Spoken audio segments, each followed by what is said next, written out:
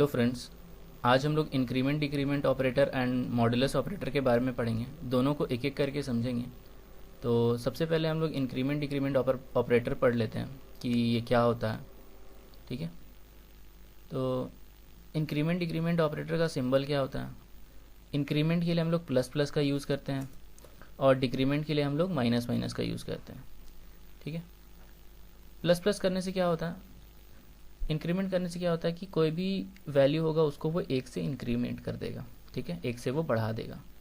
और minus minus करने का मतलब होता है कि कोई भी वैल्यू को वो एक से घटा देगा। ठीक है, ये इंक्रीमेंट के लिए +1 और डिक्रीमेंट के लिए ये -1।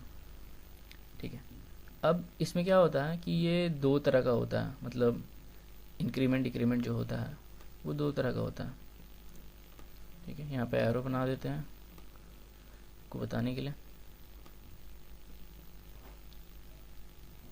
तो एक होता है यहाँ पे प्री इंक्रीमेंट। अभी सिर्फ इंक्रीमेंट का बात करते हैं, प्री डिक्रीमेंट भी होता है। ठीक है, और एक होता है पोस्ट इंक्रीमेंट। ठीक है, तो प्री इंक्रीमेंट में क्या होता है कि मान लो कोई एक वेरिएबल है ए, उसका वैल्यू हम लोग 5 ले लेते हैं। ठीक है, प्री इंक्रीमेंट होता है कि ए के आगे हम लोग प्लस प्लस लगा देते हैं।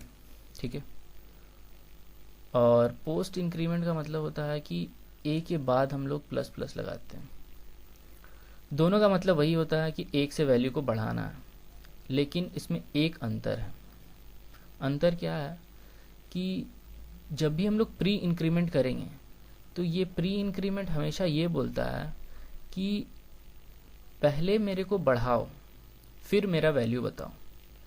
तो अभी 5 है, ये बोलेगा पहले मेरे को बढ़ाओ, तो बढ़ाएंगे तो कितना हो जाएगा, बढ़ाएंगे तो वो 6 हो जाएगा। ठीक है, मतलब कि अगर 5 को 1 से बढ़ाएंगे तो क्या होगा, वो 6 होगा। अब बोलेगा मेरा वैल्यू बताओ, तो क्या होगा, वैल्यू 6 हो जाएगा। पोस्ट इंक्रीमेंट क्या बोलता है कि पहले मेरा वैल्यू बता दो, बाद में मेरे को बढ़ाते रहना। तो जब हम पहले ही इसका वैल्यू बता देंगे तो ए का वैल्यू कितना है, 5, तो यहाँ पे भी 5 ही होगा। ठीक है, अब बाद में बोलता है मेरे को इंक्रीमेंट करना। ठीक, तो प्री इंक्रीमेंट में क्या हुआ, प्लस प्लस ए किए, पहले एक इंक्रीज किए फिर ए का वैल्यू बताएं। ठीक है, ये 6 हो गया। पोस्ट इंक्रीमेंट में क्या हुआ, पहले हम वैल्यू बता दिए, बाद में उसको इंक्रीमेंट करेंगे। ये वही बोलता है। इतना समझ गया आप लोग। इसी तरह से डिक्रीमेंट भी उसी तरह से होता है, यानी कि सबसे पहले इसको बैक कर देते हैं, इसको मिटा देते हैं जो पहले से लिखे हैं। तो डिक्रीमेंट में भी वही होता है, पहला होता है कि प्री डिक्रीमेंट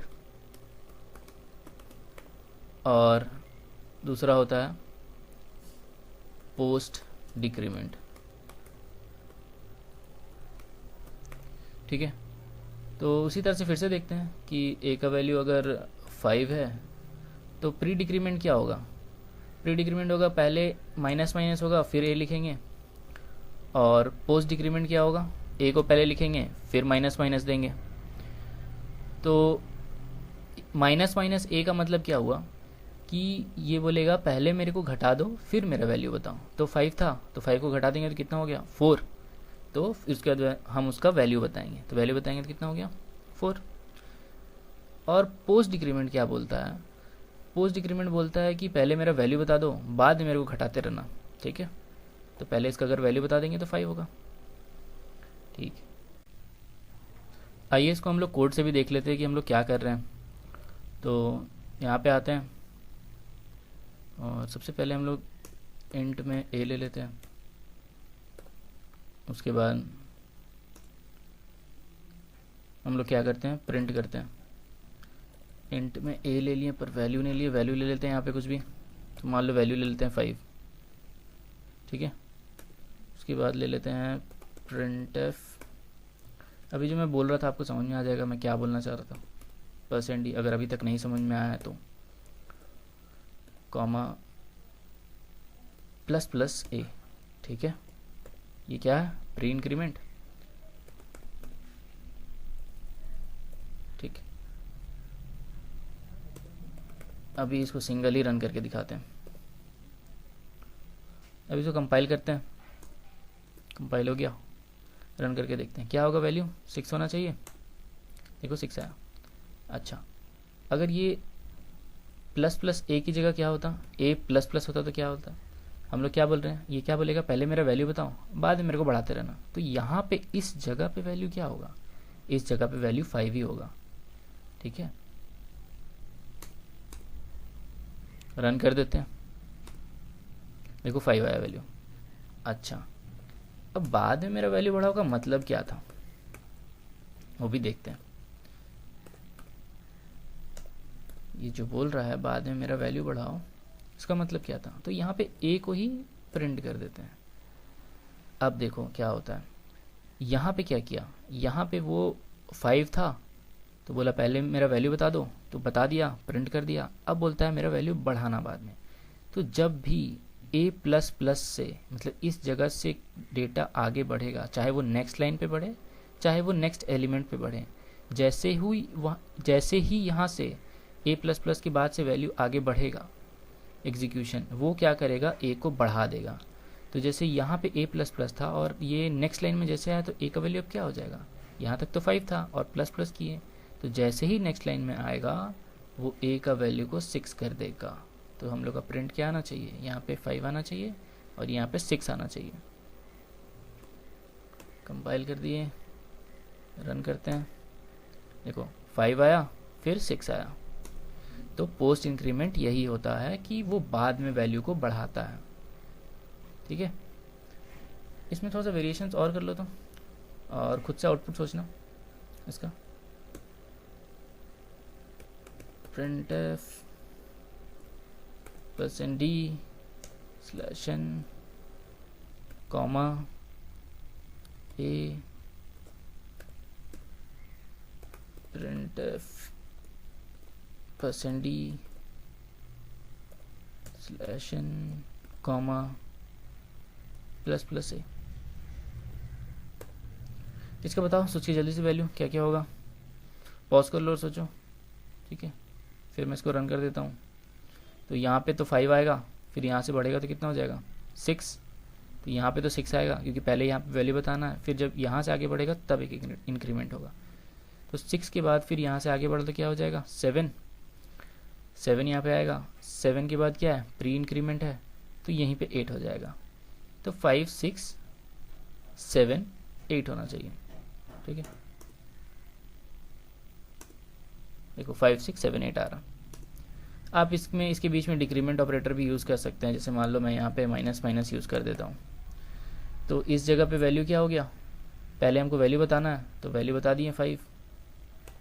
ठीक है, उसके बाद यहाँ से जब वो आगे बढ़ेगा तो क्या होगा, इंक्रीमेंट होगा।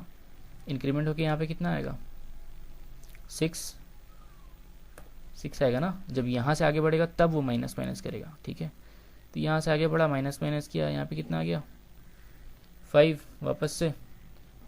फिर 5 से यहाँ पे प्री है, तो प्री है तो पहले तो बढ़ा देगा इसको, तब इसका वैल्यू बताएगा। तो बढ़ा दिया तो कितना हो जाएगा 6। ठीक है, तो क्या आ जाएगा 5 6 5 6।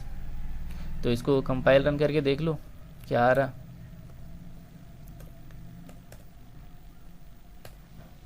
इसको कंपाइल कर लेते हैं, फिर रन करते हैं, देखो 5 6 5 6 आ रहा। ठीक है, तो यही इंक्रीमेंट डिक्रीमेंट होता है।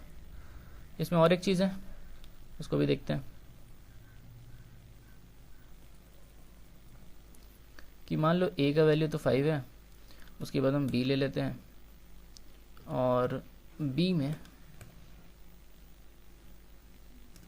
a प्लस प्लस कर देते हैं, फिर प्लस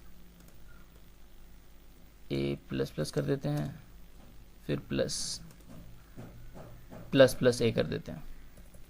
ठीक है, ये कर दिए। उसके बाद प्रिंट कर देते हैं printf %d /n comma a, फिर से एक और printf ले लेते हैं और यहाँ पे %d/n, b। अब देखो a का वैल्यू तो क्या होगा, अगर मान लो हम यहाँ से चलते हैं तो a यहाँ पे कितना है, 5 है। इस जगह पे तो 5 ही होगा क्योंकि यहाँ पे वैल्यू बताना है। जब यहाँ से ये आगे बढ़ेगा, जैसे ही ये यहाँ से आगे बढ़ा इसके पास आने के लिए, तब तक वो क्या हो गया होगा, 6 हो गया होगा, कि पोस्ट है, पोस्ट इंक्रीमेंट है। तो यहाँ पे वो हो गया कितना, 6। यहाँ पे हम लिख देते हैं ताकि आपको दिखे, ठीक है। यहाँ पे वो हो गया 6। फिर यहाँ से जैसे आगे बढ़ेगा क्या होगा, वो 7 हो जाएगा। 7 तो हो जाएगा, लेकिन 7 होने के बाद ये फिर से इंक्रीमेंट होगा, ये प्री इंक्रीमेंट है, तो यहाँ 8 हो जाएगा, ठीक है। तो ये कितना हो गया, 14, 14 5 19, ठीक है, 19 आना चाहिए यहाँ पे, ठीक है। ए का वैल्यू कितना हो गया, ए का वैल्यू कितना था, 5, इधर से हुआ 6, आप करना कैलकुलेशन, 6 7 8 हो गया था ए का वैल्यू। तो 8 तो यहाँ पे होगा ही, लेकिन यहाँ पे क्या 19 होगा। चलो इसको रन करके देखते हैं, हमारे कैलकुलेशन के हिसाब से तो 19 होना चाहिए। पर यहाँ पे एक चीज़ है जो आपको समझना है। देखो यहाँ 8 तो आ गया, ए का वैल्यू तो सही आया, बट 18 आया, 19 नहीं आया। क्यों ऐसा हुआ। तो जब भी आप मल्टीपल इंक्रीमेंट डिक्रीमेंट, यहाँ पे तो मैंने सिर्फ इंक्रीमेंट यूज़ किया है, आप डिक्रीमेंट को भी यूज़ कर सकते हैं। तो जब भी आप मल्टीपल इंक्रीमेंट डिक्रीमेंट को ऐसे परफॉर्म करेंगे तो वो कंपाइलर के ऊपर पूरा डिपेंड कर जाता है कि कंपाइलर किसको पहले करेगा, इसको पहले करेगा, प्री इंक्रीमेंट को पहले करेगा या पोस्ट इंक्रीमेंट को पहले करेगा। वो पूरा कंपाइलर डिपेंडेंट होता है और उसके बेसिस पे अलग अलग वैल्यू आ सकता है अलग अलग कंपाइलर में। तो आपको इस बात का ध्यान रखना है कि ये जो आप एक लाइन में कर रहे हो इसको ना करो, क्योंकि ये अनडिफाइंड बिहेवियर हो जाता है, क्योंकि वो टोटली कंपाइलर पे डिपेंड कर जाता है कि किसको वो पहले एग्जीक्यूट करेगा। मैं आपको और एक कंपाइलर में इसका आउटपुट दिखा देता हूँ, क्योंकि इसमें तो 8 और 18 आया, बट हमारे कैलकुलेशन के हिसाब से 8 और 19 आ रहा था। तो और एक कंपाइलर में हम इसको देख लेते हैं। अब देखो मैंने यहाँ पे लिख के रखा है इसको पहले से, वही सेम चीज़ किया है, a plus plus plus A plus plus plus A plus plus plus plus A. तो इसको मैं रन करता हूँ। देखो यहाँ पे मेरा 8 और 19 आया, लेकिन उस वाले कंपाइलर में कितना आ रहा था, 18 आ रहा था। तो यहाँ से हमको एक चीज़ समझ में आ रहा है कि ये कंपाइलर डिपेंडेंट पूरा हो जाता है। तो आपको एक साथ में कभी नहीं करना एक लाइन में इस चीज़ को, आपको प्रिंट करके करना है तो आप कर सकते हैं या फिर, बट एक साथ नहीं करना। चलिए अब हम लोग मॉडुलस ऑपरेटर देखते हैं, ठीक है। मॉडुलस ऑपरेटर के बारे में पढ़ते हैं। तो मॉड ऑपरेटर का सिंबल क्या होता है, मॉड ऑपरेटर का सिंबल होता है ये % वाला साइन, इसको हम लोग मॉड ऑपरेटर बोलते हैं। तो मॉड ऑपरेटर करता क्या है, मॉड ऑपरेटर बेसिकली दो नंबर को जब हम डिवाइड करते हैं उसका रिमाइंडर बताता है। फॉर एग्जांपल अगर आप 10 mod 3 कर दो तो ये क्या करेगा, ये क्या करेगा, सबसे पहले ये डिवाइड करेगा 3, ये 3 आ गया, ये 10 को डिवाइड करेगा, ठीक है, यहाँ पे 10 आ गया, तो ये कितना हो जाएगा, 3 3 ज़ा 9, कंप्लीट तो डिवाइड कर नहीं पाएगा। तो जब यहाँ पे 9 आ गया तो यहाँ रिमाइंडर क्या बचेगा, यहाँ रिमाइंडर बचेगा 1। तो मॉड ऑपरेटर वही करता है, रिमाइंडर बताता है जब दो नंबर को हम डिवाइड करते हैं। तो 10 को जब हम 3 से डिवाइड किए तो मेरा रिमाइंडर क्या बचा, 1 बचा। तो इस मॉड का वैल्यू क्या आ जाएगा, 10 mod 3 का 1 आ जाएगा वैल्यू, ठीक है। उसी तरह से मान लो अगर यहाँ पे 10 mod 2 होता, 10 mod 2, तब क्या होता, 10 mod 2 में भी वही करता, 2 को ये 10 को ये 2 से डिवाइड करता,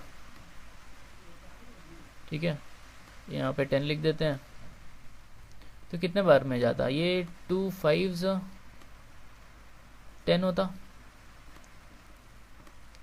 अब यहाँ रिमाइंडर क्या आया, यहाँ रिमाइंडर आया 0, इसका तो कोई रिमाइंडर नहीं हुआ जब कम्प्लीटली डिवाइड कर देगा तो इसका वैल्यू कितना हो जाएगा, इसका वैल्यू हो जाएगा 0।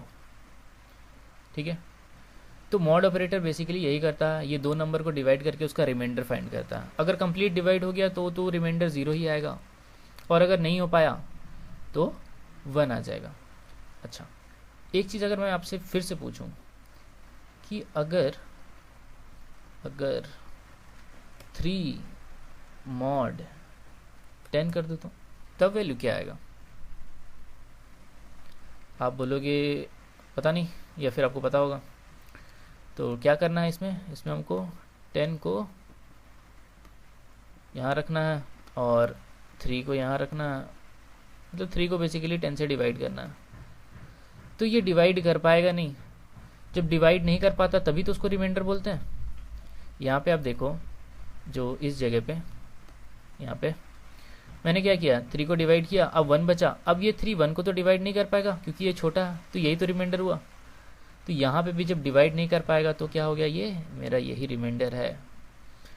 तो इसका एक ट्रिक भी है कि जब भी ये पीछे वाला नंबर आगे वाले नंबर से बड़ा हो या फिर ये वाला नंबर छोटा हो इससे, तो डायरेक्टली आपको 3 लिख देना, उतना सोचना नहीं है।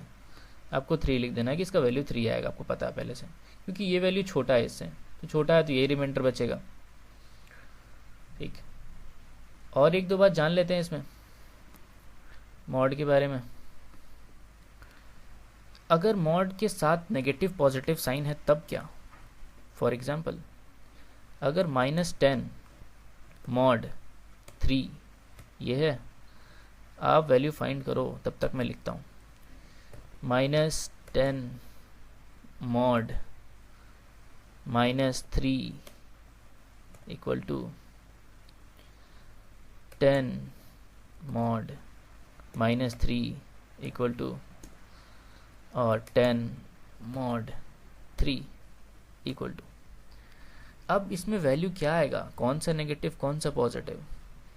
तो आपको सिंपली एक बात ध्यान में रखना है कि जब भी ये पहला वाला ये अगर नेगेटिव है तो आपको नेगेटिव साइन के साथ रिमाइंडर का वैल्यू लिखना है। आपको पीछे वाले के वैल्यू से कोई मतलब नहीं है, इस वाले वैल्यू से कोई मतलब नहीं है कि ये पॉजिटिव है कि नेगेटिव है। तो यहाँ पे क्या आ जाएगा, इसका -1 रिमाइंडर। यहाँ पे भी देखो, आप बोलोगे ये माइनस माइनस प्लस, नहीं, बिल्कुल भी नहीं, इससे कोई मतलब नहीं है मेरे को इसके साइन से।